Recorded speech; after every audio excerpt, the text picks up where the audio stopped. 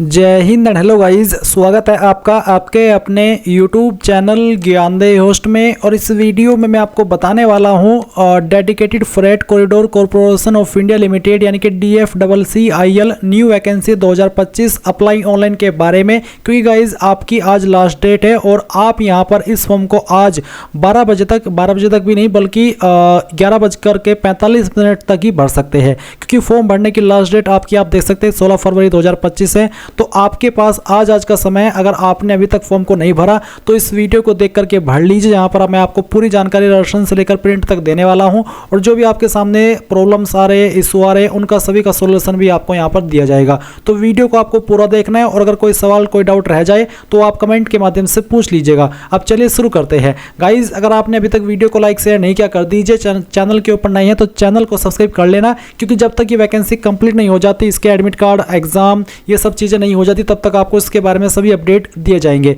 इसके बाद जो लिंक मैंने वीडियो के डिस्क्रिप्शन में दिया है ये आप ओपन करिए। ओपन करने के बाद आपको जानने को मिलेगा कि 642 वैकेंसी आपकी निकाली गई थी। फॉर्म आपने 18 जनवरी से स्टार्ट किए थे और फिर से बता दूं कि 16 फरवरी 2025 लास्ट डेट है। MTS एंड एग्जीक्यूटिव की वैकेंसी है और यहाँ पर बाकी की सभी इंफॉर्मेशन आप चेक कर सकते हैं।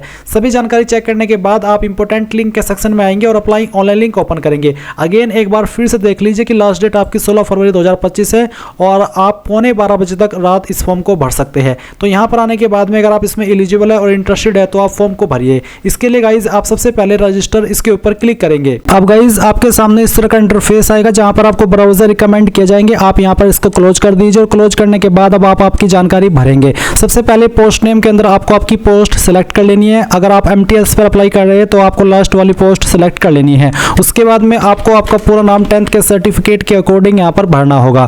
फिर आपको आपका मोबाइल नंबर डालना है। मोबाइल नंबर को दोबारा डाल करके आप वेरीफाई कर देंगे। अल्टरनेट नंबर के अंदर कोई आप अगर अन्य नंबर देना चाहते तो दे देंगे, नहीं तो आप चाहे तो इस ऑप्शन को खाली भी छोड़ सकते हैं। फिर आप आपका ईमेल एड्रेस डालेंगे। ईमेल एड्रेस को दोबारा डाल करके वेरीफाई करेंगे। देन आप जनरेट OTP के ऊपर क्लिक करेंगे तो आपके सामने एक न्यू विंडो ओपन होगी और उसमें आपको इस तरह का कैप्चा भरना होगा जैसे कि आप वीडियो में देख सकते हैं। जैसे आप कैप्चा डाल करके सबमिट करेंगे तो आपके नंबर और ईमेल के ऊपर OTP जाएगा।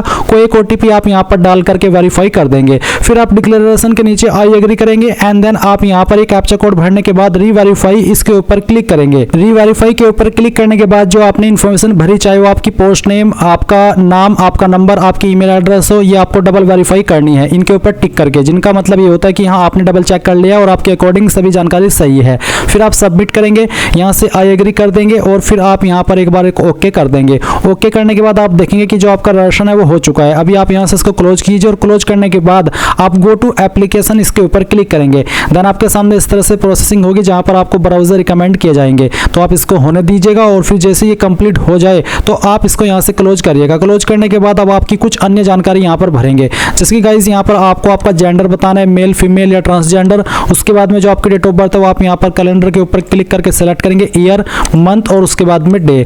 देन आप नेशनलिटी में a citizen of India select कर लेंगे। फिर आती है आपकी रिजर्वेशन कैटेगरी, तो आप यहाँ पर इसमें जो भी आपकी कास्ट कैटेगरी है, general, EWS, OBC, SC, ST जो भी है वो आप सिलेक्ट कर लेंगे। वैसे तो मैं OBC में आता हूँ बट मैं इस फॉर्म को डेमो के लिए भरा हूँ तो यहाँ पर मैं SC सेलेक्ट कर लेता हूँ ताकि कोई फीस पे ना करनी पड़े और मैं आपको पूरा प्रोसेस दिखा पाऊँ, क्योंकि SC ST के लिए कोई फीस नहीं है। फिर पर्सनल डिटेल में आप यहाँ पर देखेंगे फादर नेम और मदर नेम, तो जो भी आपके पिता का नाम है और जो आपके माता का नाम है वो आप यहाँ पर 10th के सर्टिफिकेट के अकॉर्डिंग भर देंगे। फिर गाइज यहाँ पर आपको आपका मैरिटल स्टेटस बताना है, married, unmarried, widower, divorce, judicially separated, तो जो भी आपका स्टेटस है वो आप सिलेक्ट कर लीजिएगा। उसके बाद में जो आपका रिलीजन है वो रिलीजन आप यहाँ पर सिलेक्ट कर लेंगे और फिर आप थोड़ा सा नीचे आएंगे तो आप यहाँ पर देखेंगे मार्क्स ऑफ आइडेंटिफिकेशन। आपकी बॉडी के ऊपर वो निशान जिससे आपकी बॉडी की पहचान होती है, ये निशान आपकी बॉडी के ऊपर कहीं पर भी हो सकता है। अगर आपकी बॉडी के ऊपर कोई ऐसा निशान है तो लिख दे, नहीं तो आप यहाँ पर नो मार्क लिख दीजिएगा। इसके बाद गाइज आपको यहाँ पर टेस्ट सेंटर की प्रेफरेंस देनी है, तो पहले तो आप चॉइस देंगे कि कौन से स्टेट के अंदर आप रखना चाहते हैं, फिर उसकी किस सिटी को आप एग्जाम सेंटर की प्रेफरेंस बनाना चाहते हैं अपने लिए, वो आप सिलेक्ट कर लेंगे। तो इस तरह से आप चाहे तो स्टेट में सभी में एक ही सिलेक्ट कर सकते हैं, बट जो सिटी है वो अलग अलग होनी चाहिए। तो यहाँ पर इस तरह से आपकी चॉइस के अकॉर्डिंग आप इनको प्रेफरेंस के रूप में दे देंगे और ये देने के बाद में यहाँ पर उसकी सिटी को सिलेक्ट कर लेंगे। इसके बाद नीचे आएंगे टेस्ट सिटी फॉर स्टेज 2, तो अभी जो आपने एग्जाम सिटी की प्रेफरेंस दी वो पहली स्टेज के एग्जाम के लिए थी, अभी आप सेकंड स्टेज की जो एग्जाम सिटी प्रेफरेंस है वो देंगे। तो पहली चॉइस सिलेक्ट कर लेंगे, फिर यहाँ पर सेकंड चॉइस और उसके बाद में थर्ड चॉइस, एंड देन नीचे आएंगे और यहाँ पर कुछ सवालों के आंसर करेंगे, जैसे कि क्या आप विकलांग है और आपकी विकलांगता 40% है उससे ज़्यादा है। अगर हाँ तो यस, नहीं तो आप नो करेंगे। फिर आप क्या एक्स सर्विसमैन है, अगर है तो आप यस करिएगा, नहीं तो आपको इस ऑप्शन में नो करना है।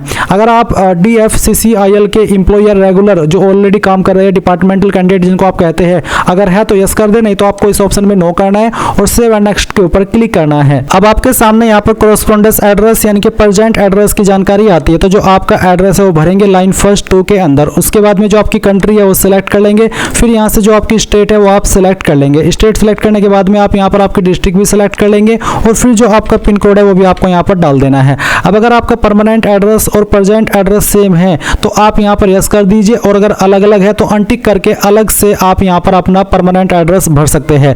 उसके बाद आप सेव एंड नेक्स्ट इसके ऊपर क्लिक करेंगे। नाउ गाइस आपके सामने यहाँ पर क्वालिफिकेशन की जानकारी आ चुकी है। तो सबसे पहले आप 10th की इन्फॉर्मेशन भरेंगे। तो यहाँ पर name of the board council के अंदर आप बताएंगे कि आपने किस बोर्ड से आपकी 10वीं की है, उसका नाम आपको देना होगा। किस साल के अंदर पास कर ली थी वो साल सेलेक्ट कर लेंगे। इंस्टीट्यूट नेम के अंदर आपको आपके स्कूल कॉलेज का नाम देना है जहाँ से भी आपने आपकी 10वीं पास की है, पूरा नाम आप यहाँ पर डाल दीजिएगा। फिर है आपके नंबर किसके अंदर थे, परसेंटेज या CGPA। तो मेरे परसेंटेज थे, मैं परसेंटेज सेलेक्ट किया हूँ। उसके बाद में बताना कि आपको कितने नंबर आए थे वो आप यहाँ पर भर देंगे, और कितने में से आए थे वो आप मैक्सिमम मार्क्स के अंदर भरेंगे। परसेंटेज आपकी कैलकुलेट कर ली जाएगी। इसके बाद इसेंशियल क्वालिफिकेशन, तो जिस भी पोस्ट पर आप अप्लाई कर रहे हैं उस पर अप्लाई करने के लिए जो जरूरी क्वालिफिकेशन है वो आपको यहाँ पर देखने को मिलेगी। जैसे कि मैंने MTS सेलेक्ट किया, तो MTS में 2 विकल्प है 10वीं के अलावा। एक है minimum 1 year course complete act apprentice या फिर मिनिमम 1 ईयर ITI। तो जो भी आपके पास है अप्रेंटिसशिप है तो ये सेलेक्ट कर लें, और अगर 1 साल की ITI कर चुके हैं तो आप यहाँ पर मिनिमम 1 ईयर ITI सेलेक्ट कर लीजिएगा। उसके बाद में ड्यूरेशन ऑफ ITI सेलेक्ट कर लीजिए, 1 ईयर हो चुकी है या फिर मोर देन 1 ईयर। अगर आप 2 साल की किए हो, कंप्लीट कर चुके हो, या 1 साल से ज़्यादा हो चुका है तो आप मोर देन 1 ईयर सेलेक्ट कर ले, या फिर अभी आपका 1 ईयर ही हुआ है तो आप 1 ईयर सेलेक्ट कर सकते हैं। मोस्टली कैंडिडेट ऐसे होंगे जिन्होंने 1 से ज़्यादा साल की कंप्लीट कर ली होगी, तो यहाँ पर मोर देन 1 ईयर सेलेक्ट कर सकते हैं। फिर आपको यहाँ पर बताना कि कहाँ से आपने आपकी जो ITI है वो की है, उस इंस्टीट्यूट का नाम देना होगा। इसके बाद आप यहाँ पर देखेंगे यूनिवर्सिटी नेम। तो बेसिकली जो आपकी ITI है इसके ऊपर यूनिवर्सिटी एप्लीकेबल वैसे तो नहीं होती, पर आप यहाँ पर यूनिवर्सिटी नेम के अंदर ये बता सकते हैं कि आपकी ITI SCVT के द्वारा है या फिर NCVT के द्वारा है। तो जिसके द्वारा भी है उसी यूनिवर्सिटी का नाम आप यहाँ पर दे देंगे। उसके बाद में डेट ऑफ पासिंग कंप्लीशन, कब आपने पास कर ली थी वो आप यहाँ पर बताएंगे। अगर अभी आप कर रहे हैं, आप मान लीजिए 1 साल की कर चुके हैं, तो जब आपकी 1 साल की कंप्लीट हुई है वो डेट भी आप यहाँ पर सिलेक्ट कर सकते हैं, जैसे कि मैं आपको सिलेक्ट करके दिखा रहा हूँ। इसके बाद में नंबर किसके अंदर थे वो आप बताएंगे। मैंने परसेंटेज सिलेक्ट किया तो आप बताएंगे कितने नंबर आपको आए थे। मैं डेमो के लिए नंबर आपको फिल करके दिखा रहा हूँ, आप आपके रियल नंबर यहाँ पर डालिएगा और फिर आपको मैक्सिमम मार्क्स भी यहाँ पर भर देने हैं।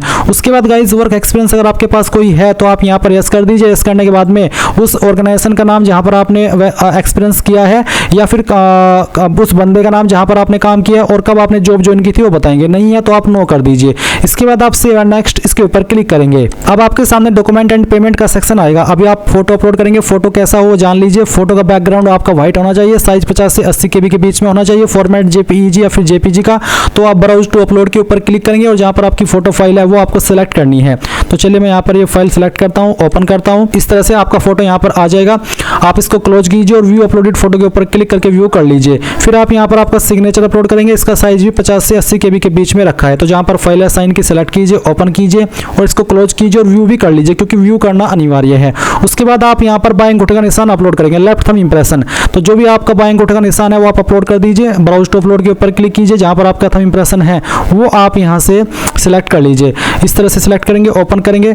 आपका यहाँ पर साइज अगर दिए गए साइज के अंदर नहीं होगा तो फाइल अपलोड नहीं हो पाएगी। तो बेसिकली आपको यहाँ पर सही साइज का ही जो थंब इंप्रेशन है वो अपलोड करना है। तो गाइज बेसिकली आपकी फाइल का साइज 20 से 100 KB के बीच में रहना चाहिए।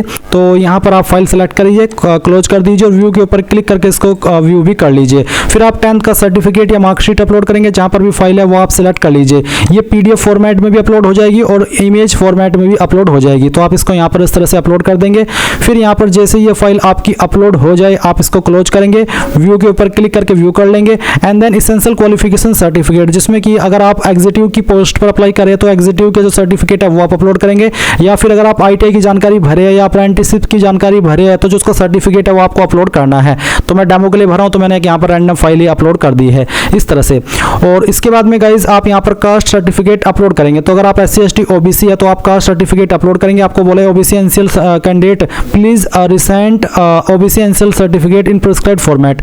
SC/ST candidate please upload caste certificate in prescribed format. तो बेसिकली लेटेस्ट सर्टिफिकेट ही आपको अपलोड करना है और सेंट्रल का आपका सर्टिफिकेट बना होना चाहिए। तो जो भी आपकी फाइल है सर्टिफिकेट की वो आप यहाँ पर सिलेक्ट कर लीजिएगा। तो जैसे कि मैंने कहा मैं डेमो के लिए भर रहा हूँ, तो मैं यहाँ पर एक रैंडम फाइल ही अपलोड कर दिया हूँ।